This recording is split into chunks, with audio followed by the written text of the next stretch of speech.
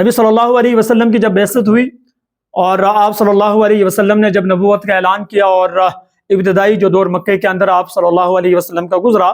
اس میں آپ صلی اللہ علیہ وسلم اور صحابہ کرام رضی اللہ تعالیٰ عنہ اجمعین نے قبلہ اول یعنی بیت المقدس ہی کی طرف جتنی بھی عبادات تھی، نماز فرض ہونے سے پہلے بھی نفلی نمازوں کا اہتمام کیا کرتے تھے، تو وہ قبلہ وہی مسجد اقصی یعنی بیت المقدس ہی تھا۔ لیکن نبی صلی اللہ علیہ وسلم کیونکہ جانتے تھے، انہیں اندازہ تھا کہ یہ جو بیت اللہ ہے اس کی ایک پرانی حیثیت ہے، تو اس نے کہیں نہ کہیں قبلہ بننا ہے، تو آپ صلی اللہ علیہ وسلم اور صحابہ کرام رضی اللہ تعالیٰ عنہ اجمعین مسجد نمازوں کا جو اہتمام کرتے وہ اس اینگل سے کرتے ہیں کہ جس میں بیت اللہ بھی سامنے آتا اور اسی طرح بیت المقدس جو مسجد اقصی ہے وہ بھی اس قبلے کی صورت میں کہیں نہ کہیں سامنے آتی تھی۔ تو اس طریقے سے آپ صلی اللہ علیہ وسلم نے وہاں اپنی عبادات کو آگے بڑھایا، اور بعد میں جب مدینہ ہجرت ہوئی اور وہاں پر بھی تقریباً 1.5 سال جو ہے تحویل قبلہ کا تب تک حکم نہیں آیا تھا، لیکن آپ صلی اللہ علیہ وسلم نے جب اسلامی ریاست کی بنیاد مدینہ کے اندر رکھی تو اس کے بعد بہت شدت سے انتظار رہا۔ نمازوں کے وقت میں وہ حضرت جبرائیل علیہ السلام کا انتظار کرتے تھے کہ کہیں نہ کہیں ابھی جو ہے وہی آئے گی تحویل قبلے کے حوالے سے۔ وہ سورۃ البقرہ کی بڑی مشہور آیت جو میں نے آپ کے سامنے پڑھی، قَدْ نَرَىٰ تَقَلُّبَ وَجْهِكَ فِي السَّمَاءِ فَلَنُوَلِّيَنَّكَ قِبْلَةً تَرْضَاهَا، فرمایا کہ ہم آپ کی بے قراری کو دیکھ رہے تھے، محسوس کر رہے تھے کہ آپ دیکھ رہے تھے کہ کب وہی آئے گی اور بیت اللہ کو جو ہے قبلے کے حوالے سے جو ہے وہ باقاعدہ ڈکلیئر کیا جائے گا، اعلان ہوگا اور ان چیزوں کو آگے کی طرف بڑھایا جائے گا۔ تو آپ کہہ سکتے ہیں تقریباً 14.5 سال نبی صلی اللہ علیہ وسلم، صحابہ کرام رضی اللہ تعالیٰ عنہ اجمعین نے بیت المقدس ہی کی طرف جو ہے اس کو قبلہ رکھا اور اپنی عبادات اور سارے جو معاملات ہیں اس کو آگے بڑھاتے رہے۔ یہ ایک اس کی تمہید تھی۔ تو بیت المقدس کے ساتھ اور یہودیوں کے ساتھ مسلمانوں کا یہ جو تعلق ہے یہ ایک اور طرح سے بھی ہے۔ اگر ہم تھوڑا سا قرآن مجید کو پڑھنے والے بن جائیں، قرآن مجید کو سمجھنے والے بن جائیں تو ہمیں اندازہ ہوگا۔ سورۃ البقرہ جو آپ پڑھتے ہیں تو شروع کے 1-2 رکوع کے بعد آپ دیکھتے ہیں کہ آخر تک سب سے بڑی سورہ ہے سورۃ البقرہ، آپ جانتے ہیں۔ 1-2 رکوع کے بعد بنی اسرائیل کا تذکرہ وقتاً فوقتاً ہوتا رہا ہے، اور اس میں کہیں نہ کہیں بنی اسرائیل کی جو خصائل، جو ان کی عادات اور ان کے جو معاملات، ان کے اوپر جو اللہ تبارک و تعالیٰ کے انعامات، وہ ساری چیزیں، اور پھر انہوں نے کس طریقے سے ان انعامات کا غلط فائدہ اٹھایا، کس طریقے سے وہ اس کے انکاری ہوئے، کس طریقے سے انہوں نے جرائم کی دنیا بسا لی، اور پھر اللہ تبارک و تعالیٰ نے ان کے ساتھ کیا معاملہ کیا، کس کیفیت سے وہ گزرے ہیں اور کس طرح کے جو عذاب ہیں وہ ان کے اوپر آئے۔ یہ ہمیں سورۃ البقرہ کے پڑھنے سے زیادہ بہتر طریقے سے اس کا اندازہ ہوتا ہے۔ سورہ آل عمران کے اندر آپ دیکھتے ہیں کہ وہاں بنی اسرائیل کا تذکرہ کم ہے، وہاں آپ کو اہل کتاب یعنی عیسائیوں کا تذکرہ زیادہ ملتا ہے۔ تو ہم کہہ سکتے ہیں کہ اگر کوئی بھی مسلمان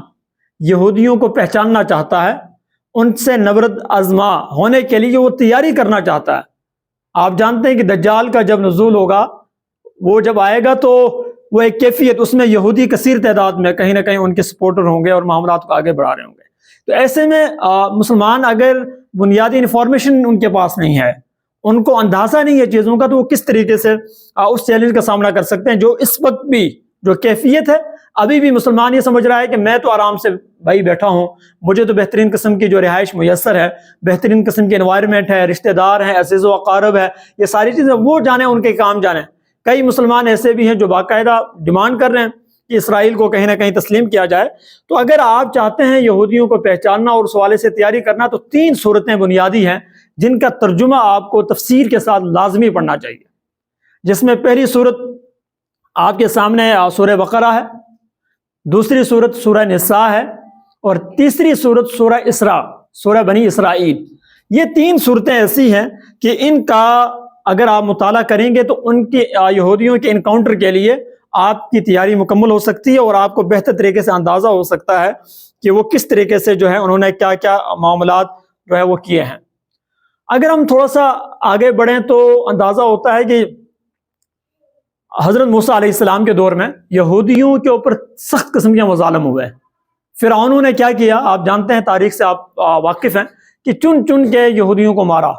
اور انہیں طرح طرح کے مظالم ان کے اوپر ہوئے۔ تو حضرت موسیٰ علیہ السلام جب ان کو نبوت ملی تو انہوں نے ان کو دعوت دی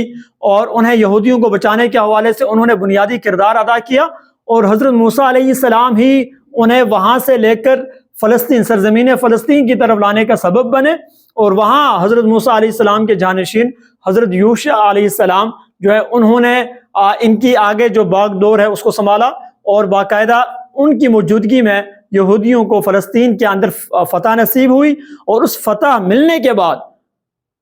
ان کو اللہ تبارک و تعالیٰ نے پھر انعامات سے نوازنا شروع کیا، اور بعد میں وہیں پر حضرت داؤد علیہ السلام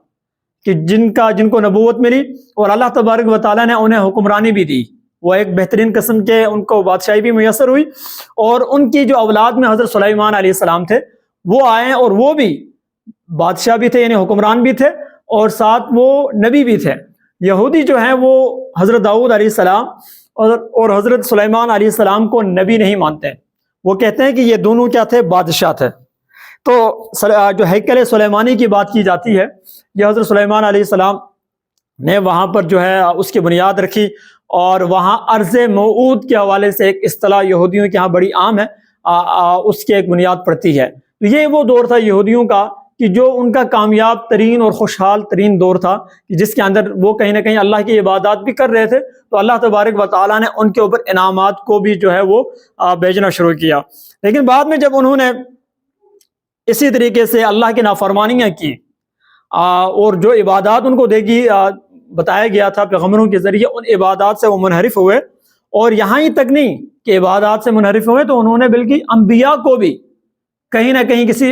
جو ہے انہیں قتل کیا، آروں کے ذریعے چیرا گیا، وہ آپ کے سامنے تاریخ پوری ہے، اور کہیں نہ کہیں نبیوں کو بھی سولی تک چڑھانے کے حوالے سے انہوں نے اپنے معاملات کیے، اور ان کو طرح طرح سے جو اذیتیں ہیں، وہ تکلیفیں ہیں، وہ دینے کی کوشش کی۔ تو اللہ تبارک و تعالیٰ نے کیا کیا، جو میں پہلے عرض کر چکا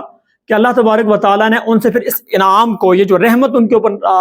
نازل ہوئی تھی، اس کو چھیننے کے حوالے سے چیزیں آگے بڑھی۔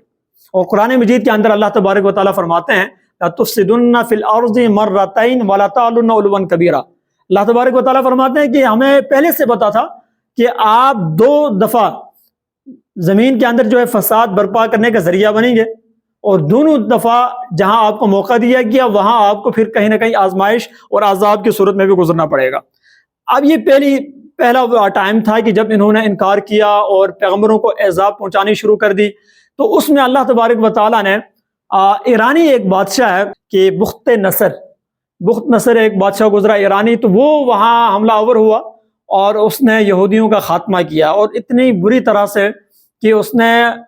جتنی بھی ان کی مقدس جگہیں تھیں ان کو بھی ختم کیا۔ بیت المقدس کے اوپر حضرت سلیمان علیہ السلام کے دور میں جو عمارت بنی تھی اس کو گرایا، اور جو تورات کے نسخے جہاں جہاں موجود تھے ان کو جلا دیا۔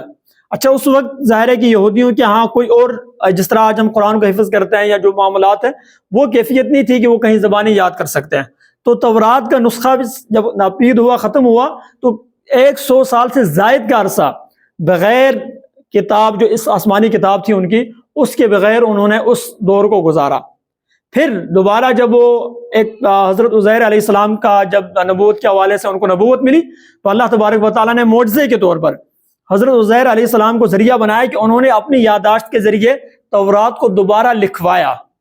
اور پھر یہ کیفیت آگے بڑھتی ہے، اور ان کے اوپر دوبارہ سے آپ کہہ سکتے ہیں کہ پھر یہودی وہاں ارد گرد جمع ہوئے، اور انہیں دوبارہ سے ایک دفعہ فتح وہاں بیت المقدس کے اندر ملتی ہے، اور وہ اپنی جو چیزیں ہیں ان کو آگے کہیں نہ کہیں بڑھا رہے ہوتے ہیں۔